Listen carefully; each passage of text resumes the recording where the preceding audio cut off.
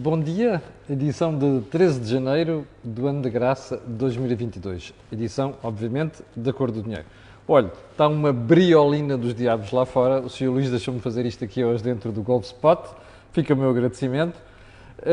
E antes de irmos ao programa de hoje, eu quero fazer apenas alguns reminders. O primeiro é dizer que eu não me esqueci dos temas que prometi falar hoje. Um deles vai ficar para amanhã, que é a história do novo banco. Para amanhã também vai ficar uma coisa que eu vi há bocadinho, que foi na manchete do Jornal Público, a propósito do debate de hoje de António Costa e Rui Rio, uma referência às propostas à direita. E então diz aqui assim: taxa única de IRS, uma ideia sem paralelo na maioria dos países da Europa Ocidental. Eu não li ainda o artigo, vou lê-lo e vou deixar este comentário para amanhã, porque eu acho duas coisas. Primeiro, a esmagadora maioria das pessoas, jornalistas incluídos em Portugal, não sabem rigorosamente nada de flat tax, ok? Segundo lugar, a culpa de não saberem nada, como eu já expliquei aqui, é de analistas, mas sobretudo os partidos que trouxeram esta ideia, que eu continuo a dizer que é uma boa ideia. E em terceiro lugar, porque existe um parti-pris ideológico contra a inovação, desde que não seja à esquerda. Portanto, eu ainda não li o artigo, vou lê-lo com cuidado hoje e amanhã, de certeza, comentá-lo-ei. Assim como, hoje, vou tratar da questão do como é que o debate de Catarina Martins e António Costa vai condicionar o debate hoje de Rui Rio com António Costa e também a posição do PSD. Portanto, são matérias que vamos tratar hoje. Bom, e antes de irmos ao programa de hoje, também de hoje, aliás, de hoje e de sempre, quero recordar que este canal tem uma parceria com a Prozis e, portanto, quando você for ao site fazer compras, ali na saída, no checkout, você escreve lá Camilo no cupom promocional e tem um desconto de 10%. Bem, então vamos lá ao programa de hoje. Li ontem, salvo erro, não sei, não me lembro, não vale a pena estar a dizer nomes, não me lembro, que a Ordem dos Economistas vai criar um grupo de trabalho para fiscalizar o PRR, Plano de Recuperação e Resiliência. Eu dei uma gargalhada. Então, espera aí. O presidente da Ordem dos Economistas é um senhor que patrocinou aquele manifesto, eu já expliquei isto aqui quando foi das eleições, em prol do grande programa de investimentos de José Sócrates. Porreiro, pá. Sabe como é que acabou tudo? Nunca não sabe? Com uma bancarrota. Ou melhor, pré-bancarrota, porque não chegámos a deixar de pagar. Era a terceira, certo? Portanto, eu não posso deixar de me rir com isto.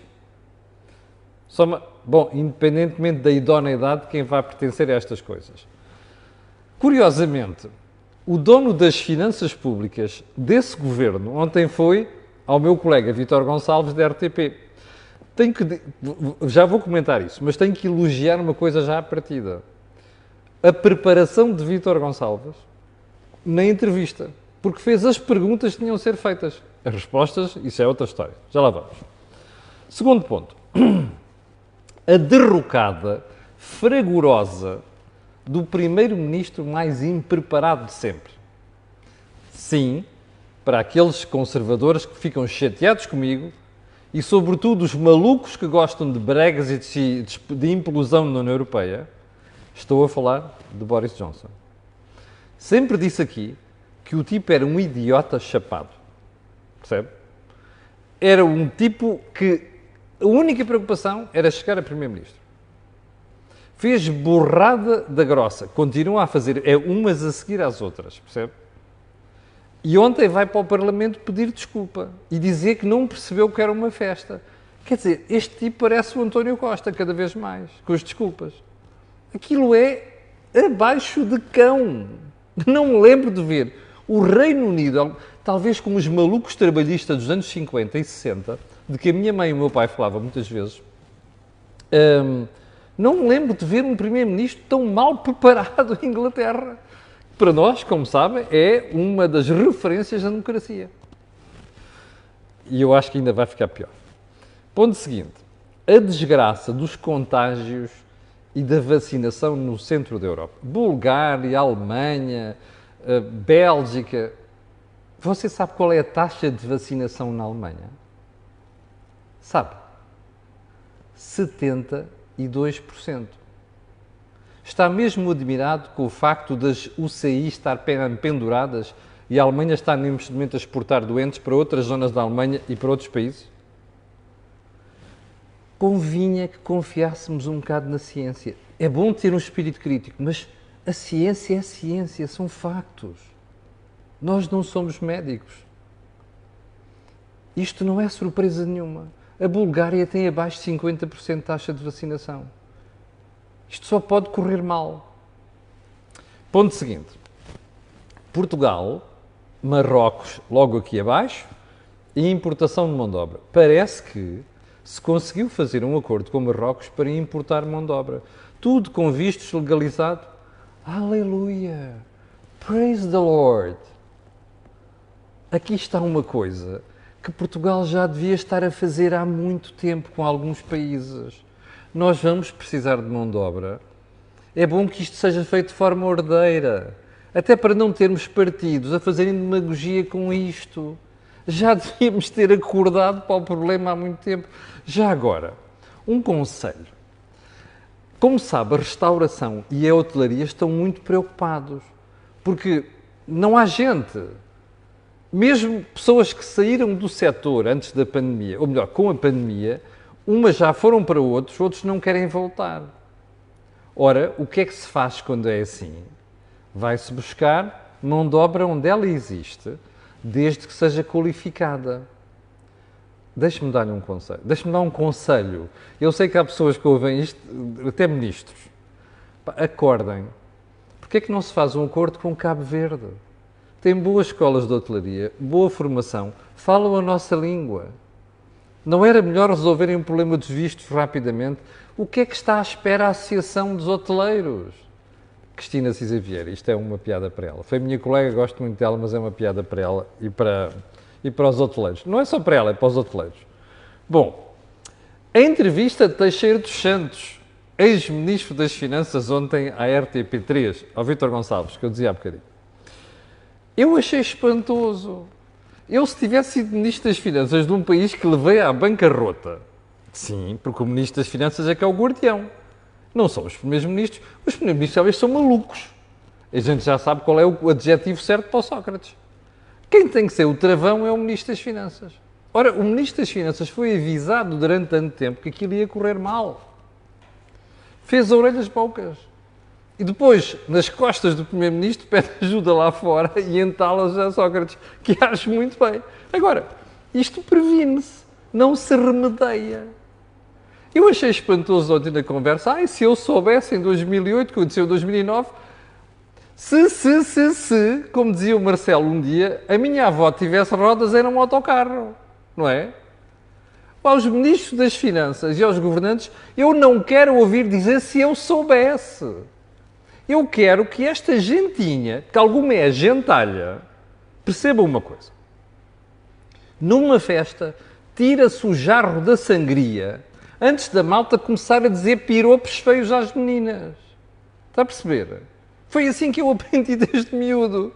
E eu acho que tem que ser assim, por maioria de razão, em quem está a decidir sobre a res pública.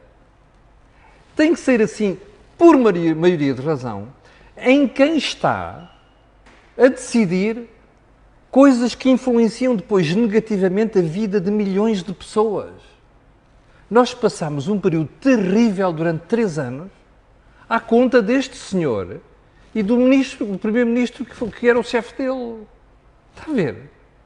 Sabe o que é que me deu a sensação? Depois a dificuldade em assumir uma pergunta evidente do Vítor Gonçalves, que é assim, o senhor diz aqui que nós crescemos muito na década de 80 e depois começámos a crescer menos. Isto é um problema do euro. A dificuldade que Teixeira dos Santos, um professor de economia, teve para explicar que o problema não é o euro. O problema foi a burrice dos portugueses. Percebe?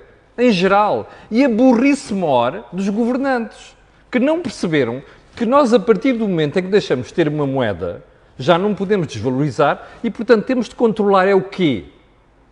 O crescimento dos salários em função da produtividade, porque senão dá bota. Como está a dar. Nós não percebemos. É outro regime. O Joaquim Aguiar e o Jorge Marrão explicam isto tantas vezes no Think Tank. Percebe? Bom, moral da história. Quer um sumário para a entrevista de Teixeira dos Santos ontem? Eu vou-lhe dar. Parecia um falhado. Um falhado. A dizer o que deve ser feito, mas quando lá estava, não fez. Fez exatamente o oposto. Está a perceber isto? Ele devia vir com um baraço ao pescoço e dizer assim, meus senhores, desculpem, eu errei, vergonhosamente. A explicação que ele deu para subir os salários em 2,9% em 2009, quando o país já vinha assim, percebe? É de doidos. Está a ver? E é assim, eu gosto muito, pessoalmente, da Teixeira dos Santos. Já o conheci antes de ser Ministro das Finanças, quando era Presidente da CMVM. Sinceramente, nunca devia ter saído da CMVM. Porque o que lá fez foi tudo menos alguma coisa útil para Portugal. Bom, ponto seguinte. Os avisos do novo Presidente do Bundesbank. O que saiu de lá deixou uma carta preocupante. Jens Weidmann. O que entrou, Joachim Nagelmann, a malta pensava assim, olha, o tipo vai ser daqueles mais moderados. Não, entrou a pés juntos. Cuidado, olha a inflação, olha que isto vai correr mal, olha que isto não é nada temporário. A senhora Barbie em Frankfurt deve ter ficado com as orelhinhas assim de punta e totalmente rojas. Ok? Porque a boca era para ela. Bem, também é para os centenos desta vida. Mas os centenos não contam para nada, percebe? Os centenos limitam-se a ver aquilo que os poderosos no BCE fazem. Bom, já agora, a propósito dos debates de ontem que eu vou falar a seguir. Rui Rio, João Oliveira. Eu acho que a direita não percebe nada de como debater. Nada. E daqui a pouco já vou explicar isto a propósito de nós temos saído do euro, nós perdemos o controle da nossa economia, percebe? Estes tipos vivem no século XIX, seguramente. Mas pronto. Vamos então aos assuntos principais de hoje. Sondagens. Ontem houve uma da TVI e há mais uma do Correio da Manhã e eu vou pegar nelas aqui assim muito en passant para lhe dizer 2 ou 3 coisas. A da TVI diz assim, o PS vai à frente com 36,3%. O PSD com 30,2% e depois o Bloco de Esquerda tem 8,7%. O Chega 7,2%, a CDU 6,1%, a Iniciativa Liberal 5,7%. E o PAN vem cá para trás. Bom, o CDS aparece com 1%. O PAN tem 4,3%. A do Correio da Manhã não é muito diferente, mas é diferente. 35,3% para o PS, 29,3% para o PSD, 8,5% para o BE, muito bom. Chega 7,1%, CDU 6%, Iniciativa Liberal 5,6%, PAN 4,3%, CDS 1,1%. Bom, o LIVRE então anda para ali para o 0 qualquer coisa. Bem, eu não sou especialista em sondagens, não fico muito impressionado. Eu acho que as sondagens dão uma tendência e não nunca valores absolutos. E, portanto, há coisas que me fazem logo impressão aqui. Uma das sondagens, que é a sondagem da CNN, Portugal, tem intervalos de variação brutais. Bem, eu já perguntei aqui uma vez. Querem fazer sondagens? Então, sejam sérios com quem está deste lado. Para dizer que o intervalo de variação pode ser de 9 ou 10 pontos percentuais, para mim não vale nada. Quer dizer, a mesma coisa que dizer assim, o Benfica pode ganhar, ou o Sporting pode ganhar, sim, há aqui uma probabilidade, mas olha, varia entre 40% a 60%, não vale nada. Portanto, começa logo por aqui. Em segundo lugar, e isto é muito importante, há muitos indecisos. Todas as sondagens apontam para aí. Em quarto lugar, você que está desse lado e que não está a pensar levantar o rabito da cadeira no dia das eleições, pelo amor de Deus, acorde. Nós não podemos passar a vida a criticar o que se passa e depois não tomar decisões, que é, eu vou votar porque senão Quem vai votar está a votar por mim. Não pode ser. Portanto, isto é um apelo a que no dia 30 a malta levante o rabinho lá de casa e vá votar. Até para se mostrar que algumas das coisas que estão aqui podem não estar corretas. Capixa? Pronto. Mas como eu dizia, para o PSD isto é mau. É francamente mau. Para o PS é muito bom. Para o CDS é mau. Para Costa é uma maravilha. E para a Iniciativa Liberal também. Bom, vamos então ao resto da agenda de hoje. Ontem, o Tesouro Português, o Instituto de Gestão do Crédito Público, que é quem gera a dívida pública, foi ao mercado buscar 3 mil milhões de euros. Só para o déficit, este ano nós vamos precisar de 8,7. Portanto, imagine, pelo menos 3 mil milhões já lá estão garantidos. E quando o mercado esperava que nós fôssemos pedir dinheiro a 10 anos, o IGCP disse não, é a 20. Em janeiro do ano passado, o IGCP já tinha ido buscar dinheiro a 30 anos. Foi a primeira vez que Portugal estreou a ir buscar dinheiro a 30 anos. Sabe quanto é que pagou nessa altura? Aos investidores. 1,022%. A 30 anos. Ontem, a 20 anos, o Tesouro teve de dar 2,12.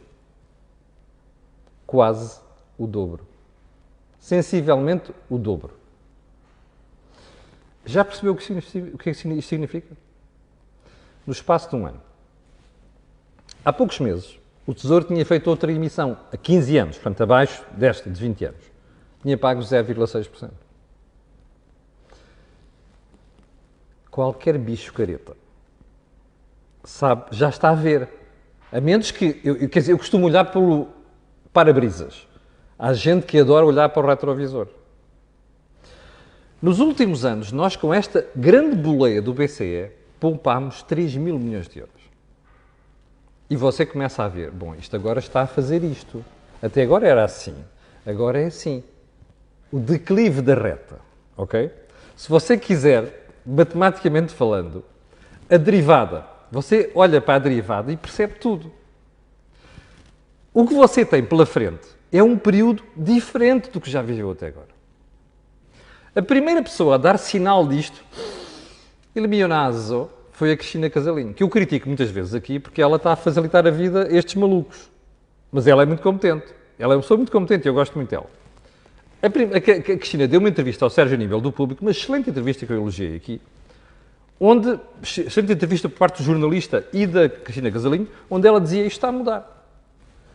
Só há 2 meses é que o Sr. Ministro das Finanças, porque já percebeu que é inevitável, começou a dizer, sim, isto não vai durar sempre, pode começar a mudar e não sei das quantas. E só há pouco tempo é que o próprio Governador do Banco de Portugal, o freteiro-mor do regime, começou a alertar o país para isto. Está à vista. Você, num espaço de um ano, paga sensivelmente o dobro por uma emissão a 20 anos. Ou seja, com prazo inferior àquela de há um ano, em 10 anos. Sabe o que isto quer dizer? Que os mercados estão a perceber que acabou a festa. Ou seja, você teve o jarro da sangria em cima da mesa durante muito tempo. E agora, isto já tem bebedeira. Já começa a haver nos convidados, a ter disparados e não sei o quê, palavrões aqui, e piropos para ali, de mau gosto, e já percebeu que já está a cheirar a bebedeira. O BCE ainda não percebeu, porque a Barbie, pelos vistos, tem mau nariz, não é? Mas o Bundesbank não tem mau nariz. Provou isso desde a Segunda Guerra Mundial. Já começaram a avisar. Os investidores também não têm mau nariz. Já começaram a perceber o que é que vem aí. Começam a exigir os juros mais altos. Pergunta. Quando os juros começam a subir, quem é que fica logo à rasca? Desculpe uma expressão de caserna. Adivinhou. Os endividados. Ora, quem são os piores da União Europeia, da zona euro? Alô? Grécia, Itália, Portugal. O grande conquista do Sr. António Costa, fez maravilhas em 5, 6 anos, foi pôr a dívida pública acima do que ela recebeu. Fantástico, pá. Está a ver qual é o problema? Bom, eu ontem ouvi, alguém me mandou para aí um artigo a dizer que isto era, o governo a dizer que isto era prova do sucesso económico do governo. A sério? Mas esta gente, eu sei que o Partido Socialista e o Governo têm um spin do caraças. Mas pelo amor de Deus, tenham juízo. Portugal não manda nada nisto, está a perceber? Ai, não sei o que, descolocaram aquela emissão. So, what? Não é? Meus senhores, não há onde investir neste momento. O dinheiro vai todo para o mercado de capitais e vai para estas coisas e para o imobiliário. Está a perceber? Com a boleia do BCE, qualquer um coloca dívida daquela maneira. Mesmo assim, a taxa já foi sensivelmente o dobro. Está a perceber isto? Isto é que é o sucesso. Esta gente parece aquele tipo que dirigia a orquestra do Titanic. Olha, o Teixeira dos Santos, está a ver? Está a ver a entrevista do Teixeira dos Santos e você vai reconhecer muita da porcaria que está a acontecer agora. Porque você diz assim, mas tipos não perceberam nada. Bom, isto quer dizer que nós vamos para uma bancarrota? Não.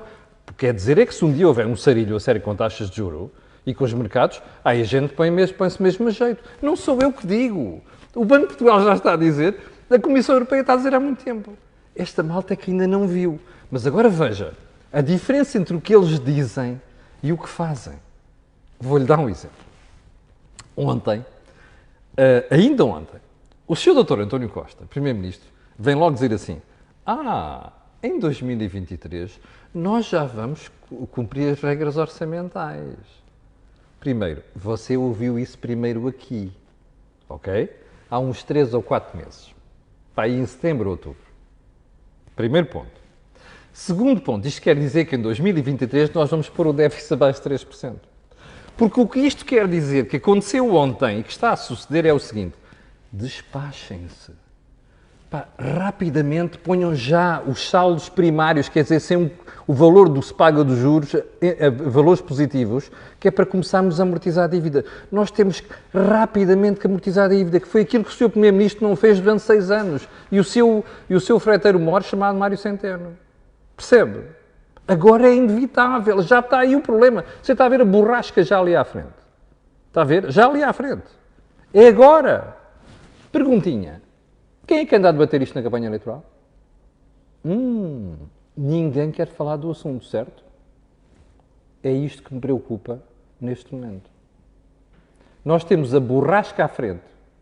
E estes rapazes estão todos a falar como se tivesse bom tempo, sol, temperaturas de 30 graus, umidade fantástica e dias de praia. Sim, senhor. Não se esqueça do que fez António Costa. O que ele diz e o que ele faz. Percebe? Estão já borradinhos de medo. Bom, já percebeu o que é que ele quer ir para fora? Já está a ficar feio. A situação interna está a ficar feia. Agora dá jeito é pirar-se. E o mais rapidamente possível. Bem, vamos aos debates. Hoje há o debate principal. António Costa e Rui Rio. Primeira pergunta. Você lembra-se que ontem, sobre o debate de Costa, Catarina disse que Costa tinha-se assumido mais à direita e empurrou o Bloco de Esquerda para a extrema-esquerda. Qual é a implicação que isto tem para o PSD? Enorme. E vai começar a sentir-se já hoje. É que Rui Rio vai ser obrigado, já está a ser obrigado, a puxar-se do centro-esquerda para o centro-direita. E é isto que você vai existir nos próximos tempos, nas próximas semanas. Aliás, eu até cheiro-me que hoje o que vai aparecer, o próprio debate hoje já vai ser condicionado por isto. Agora, vamos ver se o Rui Rio sabe fazer este reposicionamento, mini reposicionamento, de forma inteligente. Vamos perceber isto pelos sinais hoje e vamos perceber isto nas próximas semanas. Vamos aos debates de ontem. O primeiro debate, Francisco Rodrigues dos Santos, André Ventura. Eu só tenho uma palavra para aquilo, uma peixeirada. Quer ver? Primeiro, a gritaria toda. Segundo, adjetivos. Olha, direita mariquinhas, rei da basófia, bengala rejeitada do PSD, catavento, seitas, fanatismo, quarto pastorinho de Fátima, alarvidades. Nossa Senhora. Eu fiquei horrorizado. Nem vou entrar no debate de quem ganhou, porque eu acho que não ganhou ninguém. Eu sei que há pessoas que dizem que o Francisco Rodrigues Santos ganhou e que André Ventura estava de cabeça perdida. Eu, sinceramente, até acho que André Ventura está de cabeça perdida. A dúvida que eu tenho é se vale a pena Chicão descer àquele nível. Não estou nada convencido disso. E mais, a dúvida que eu tenho aqui é se André Ventura percebeu que o amolecimento dele, alguns debates, está a influenciar as sondagens, ou se ele ficou um bocado preocupado com a queda das sondagens. Dá uma sensação que é a segunda. Por isso é que André Ventura entrou ontem, a pé juntos, e a fazer faltas para vermelho por todo o lado. Depois contagiou o Chicão. Chicão foi com a mesma história. Eu só tenho pena que, a uma certa altura, o moderador, o João Póvoa Marinheiro, não tenha parado de debate e dizer assim, meus senhores, ou os senhores param de se interromper um ao outro, ou eu termino o debate imediatamente. E eu acho que este poder tem de estar sempre presente nas mãos do moderador. E ontem, tanto um como o outro mereciam que o debate tivesse ficado por ali. Moral da história, quem é que ganhou aquilo, eu não sei. Mas há uma coisa que eu suspeito que sei. Nenhum deles ganhou votos com aquela brincadeira. E eu tenho pena, sinceramente, de ver a direita fazer aquele tipo de debate. Bom, segundo debate da noite. Rui Rio, João Oliveira.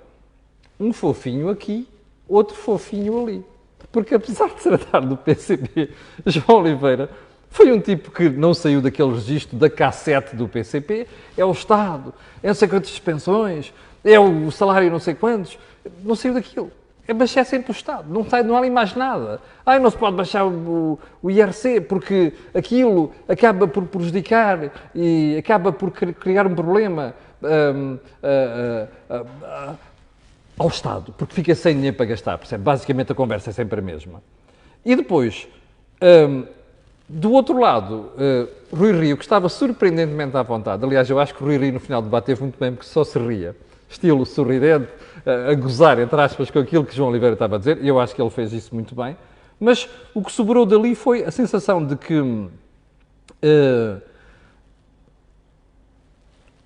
Rui Rio até podia ter enterrado João Oliveira. Porquê? Porque a uma certa altura João Oliveira diz assim, não vamos baixar os impostos.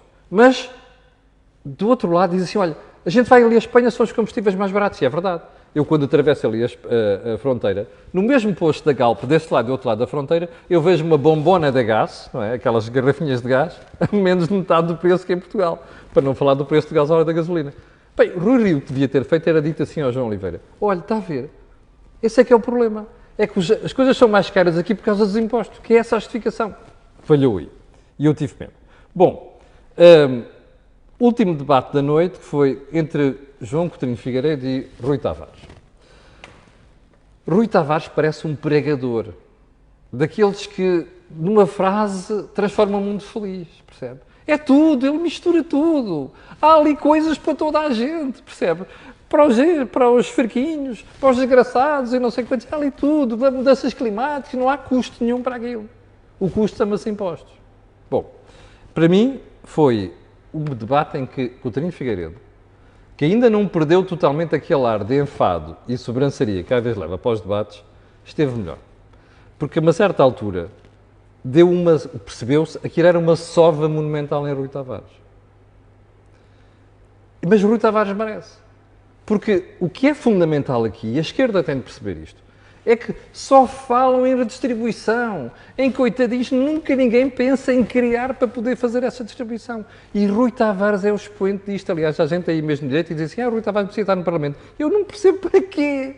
Percebe? Porque tipos daqueles, a gente já lá tem muitos, as Catarinas, os tipos à esquerda do Partido Socialista, o PCP, já temos, a fazer aquela figura, já lá temos muita gente. Não é preciso esta gente lá. É preciso pessoas que queiram mudar o país. E o problema é que você não vê uma ideia, e quando ela existe, como é o caso da Flatex, isto é, inclusive, os jornalistas a querem ir para cima daquilo. Bom, última palavra de hoje, para a história dos moderadores, aliás, dos analistas de debates. Eu ontem voltei a ver a gente a dizer que Rui Tavares tinha ganho o debate. Opa, francamente, eu não consigo perceber como é que a gente essa malta não tem noção de que está a descredibilizar. Quando vai para um canal de televisão dizer estas coisas. Mas pronto, isso sou eu. Chegamos ao final do programa de hoje. Quero agradecer às 7.700 que estavam em direto há bocadinho, que estão em direto. Há bocado eram mais. Quero pedir a estas pessoas e outras que vão ver aquilo que peço sempre, que é colocarem um gosto, fazer partidas nas redes sociais. E quero apenas dizer uma coisa. Amanhã vamos falar sobre alguns dos pontos que não falámos e vamos analisar o debate entre Rui Rio e António Costa. Fique bem, tenha um grande dia. Já sabe que amanhã às 8 da manhã estarei aqui para lhe atazanar o juízo. Obrigado, com licença e tenha um bom dia.